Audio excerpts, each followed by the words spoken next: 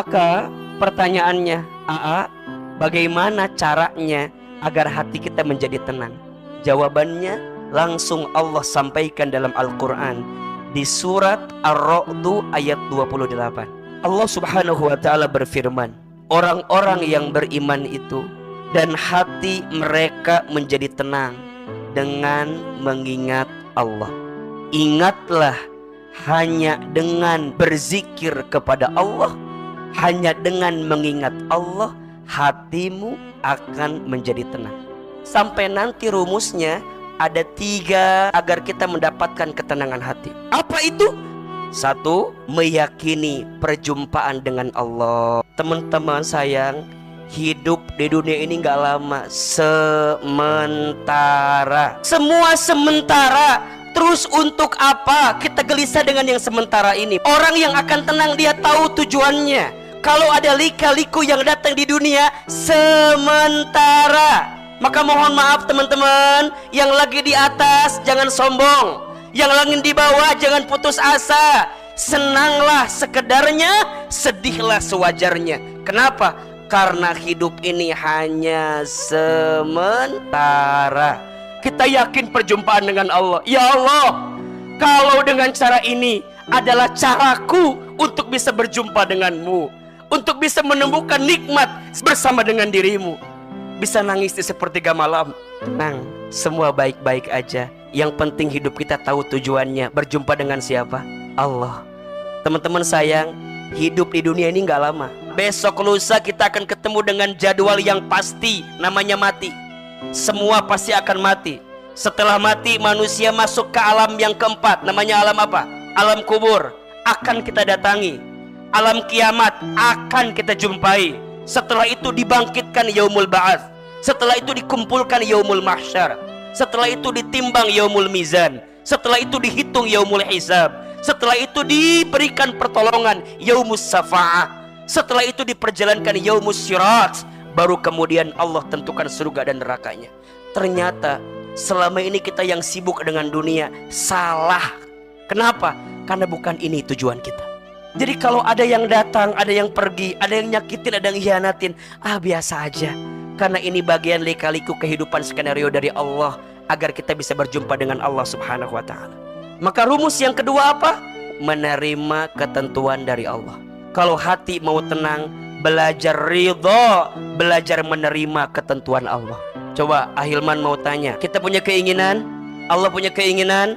Keinginan siapa yang paling baik? Kita punya mau, Allah punya mau. Kemauan siapa yang paling baik? Kenapa teman-teman selalu ngotot harus sesuai dengan apa yang kita mau? Karena sebenarnya mohon izin ya, kadang Allah itu tidak memberi apa yang kita inginkan, tapi Allah memberi apa yang kita butuhkan. Maka teman-teman jangan ngerasa kenapa aku udah minta begini tapi yang datang begitu.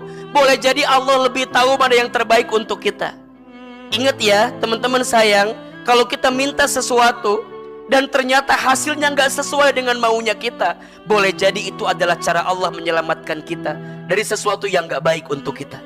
Kadang kegagalanmu pada satu hal itu adalah cara Allah untuk menyelamatkanmu pada sesuatu yang tidak baik untuk hidupmu. Allah maha tahu, Allah lebih tahu, kita tidak tahu. Kita ngerasa enggak, harusnya begini. Kata siapa? Allah lebih tahu mana yang terbaik untuk kita. Tugasmu itu bukan mendikte, tugasmu itu bukan memaksa Allah, tugasmu itu hanya minta sama Allah mana yang terbaik. Kata Imam Ali bin Abi Thalib, ketika doaku dikabulkan, aku bahagia. Tapi ketika doaku tidak dikabulkan, aku lebih bahagia. Kok bisa? Karena saat doaku dikabulkan, berarti Allah memberi apa yang aku mau. Tapi saat doaku belum dikabulkan, berarti Allah memberi apa yang Allah mau. Kata Umar bin Khattab radhiyallahu an, aku tidak peduli tentang sesuatu yang menyenangkanku atau yang menyedihkanku. Kenapa? Karena aku tidak tahu mana yang terbaik dalam pandangan Allah subhanahu wa ta'ala. Boleh jadi kamu membenci sesuatu padahal itu baik bagimu. Boleh jadi kamu menyukai sesuatu padahal itu buruk bagimu. Maka ketenangan hati akan didapatkan kalau kita ridho dengan ketentuan Allah. Jadi mulai hari ini, ketika kita mendapatkan sesuatu yang gak sesuai, kita katakan, ya Allah, makasih, karena Engkau lebih tahu mana yang terbaik untukku. Bukan Allah tak mendengar doamu, bukan Allah tak menyaksikan permintaanmu, bukan Allah tak tahu permohonanmu. Allah tahu, tapi Allah tahu juga mana yang terbaik untuk dirimu. Maka tugasmu hanya meminta, hanya berdoa. Biarkan hasilnya Allah yang menentukan. Maka jangan pernah berhenti berdoa. Doa itu seperti payung. Payung itu tidak akan bisa membuat hujan itu berhenti gara-gara payung. Tapi payung bisa melindungi dirimu dari derasnya hujan sehingga nggak nyampe ke tubuhmu. Itulah doa. Doa itu tidak lantas membuat hidupmu nggak ada masalah, enggak. Tapi dengan doa, minimal hatimu akan tenang ketika dilanda dengan masalah.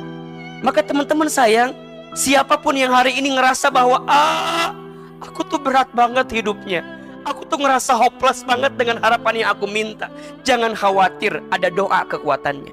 Jika doamu belum dikabulkan di waktu yang cepat, maka pasti Allah akan kabulkan di waktu yang tepat. Maka rumus yang kedua, agar hati tenang, ridho, menerima ketentuan Allah. Dan yang ketiga, merasa cukup dengan pemberian Allah. Teman-teman sayang, apakah ada yang kurang yang Allah berikan kepada kita? Demi Allah, tidak ada yang kurang. Allahul kafi, Rabbunal kafi. Allah itu maha mencukupkan aku, dan Allah adalah Tuhan yang paling mencukupkan aku. Tidak ada yang kurang yang Allah berikan. Yang kurang siapa AA? Yang kurang kita saja. Dikasih nikmat, kurang syukur. Dikasih ujian, kurang sabar. Ketika beramal, kurang ikhlas. Ketika ada takdir, kurang ridho. Teman-teman sayang, jangan minta banyak, karena yang banyak belum tentu cukup. Tapi mintalah cukup. Gak usah khawatir dengan hidup. Sekarang ada penyakit yang kadang-kadang jadi nggak bikin hidup kita bahagia. Apa penyakit itu? Ada dua. Satu, insecure. Dua, overthinking. Apa itu insecure? Rendah diri. Teman-teman sayang, jangan rendah diri dengan hidup ini. Allah menciptakan kita dengan banyak kelebihan. Fokus dengan kelebihanmu, jangan fokus dengan kekuranganmu. Udahlah, dibikin santai aja hidup mah, jangan insecure. Dan yang kedua, jangan overthinking. Apa itu overthinking? Artinya terlalu banyak memikirkan sesuatu yang tidak harus kita pikirkan. Teman-teman sayang, kalau mau bahagia, rumusnya don't worry. Apa artinya? Jangan terlalu banyak khawatir. Apa yang tidak harus kita khawatirkan? Tolong catat 3. 1, jangan khawatirkan masa lalu. Yang sudah berlalu biarlah, yang sudah lewat biar lewat. Betul? Teman-teman sayang, orang yang tidak akan bahagia apa dan siapa mereka? Orang yang menghadirkan masa lalunya untuk hidup masa kini. Udah teman-teman, jangan khawatir dengan masa lalu. Yang lalu biarlah berlalu. Yang kedua, jangan terlalu cemas dengan masa depan.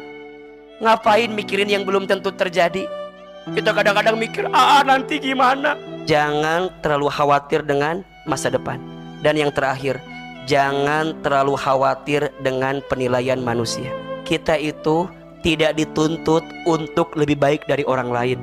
Kita hanya dituntut untuk lebih baik dari kita yang sebelumnya. Teman-teman sayang, kita nggak akan bisa menyenangkan semua orang.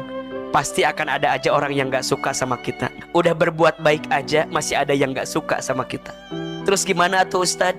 Belajarlah dari matahari yang setiap pagi selalu menampilkan yang terindah, walaupun banyak orang yang melewatkannya. Sibuk aja dengan kebaikan-kebaikan, dan kita yakin setiap kebaikan pasti balasannya adalah kebaikan. Kalau hati mau tenang, 3 rumusnya. 1, meyakini perjumpaan dengan Allah. 2, menerima ketentuan dari Allah. 3, merasa cukup dengan pemberian dari Allah.